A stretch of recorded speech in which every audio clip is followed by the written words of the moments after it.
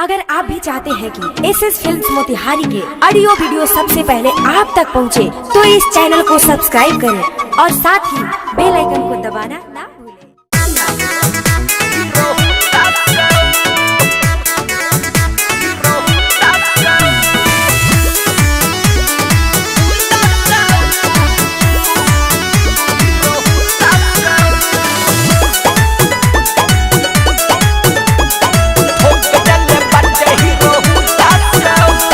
रहे स्कूलवा के छुट्टी दूर दिले बाटे स्कूटी दूर दिले बाटे सकी भइल रहे स्कूलवा के छुट्टी दूर दिले बाटे स्कूटी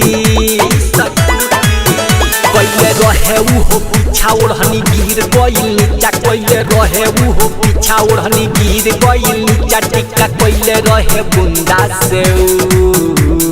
कम नहीं रहे कोनो बुंदा से ठोक देले बाटे हीरो बुंदा से आले रे कम नहीं रहे कोनो बुंदा से ठोक देले बाटे हीरो बुंदा से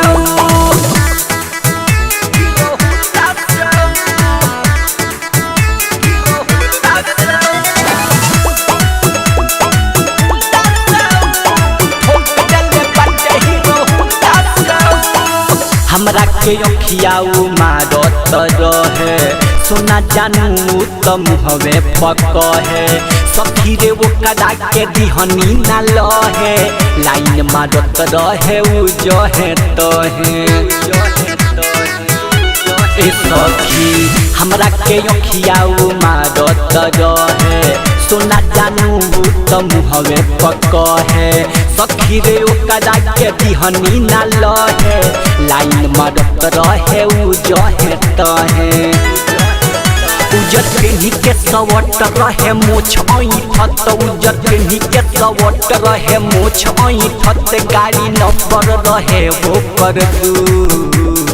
कम नहीं रहे कोनो बुंदा से ठोक देले बाटे हीरो बुंदा से आले रे कम नहीं रहे कोनो बुंदा से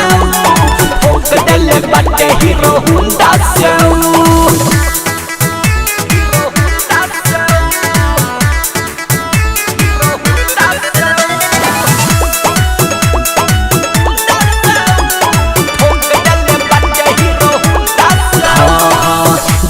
तानी ओकरा घरवा के पाता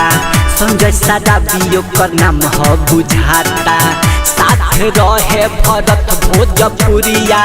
सौरवेश्वरिया के गैंग कहलाता तानी ओकरा घरवा के पाता संजय सादा भी ओकर नाम ह बुझाता साथ रहे भरत भोजपुरिया सौरवेश्वरिया के गैंग कहलाता रहे जिला चंपारण छौड़ा रहे ना साधारण रहे जिला चंपारण छौड़ा रहे ना साधारण बाल रखले बाला वंडा जसू कम नहीं रहे कोनो बुंदा से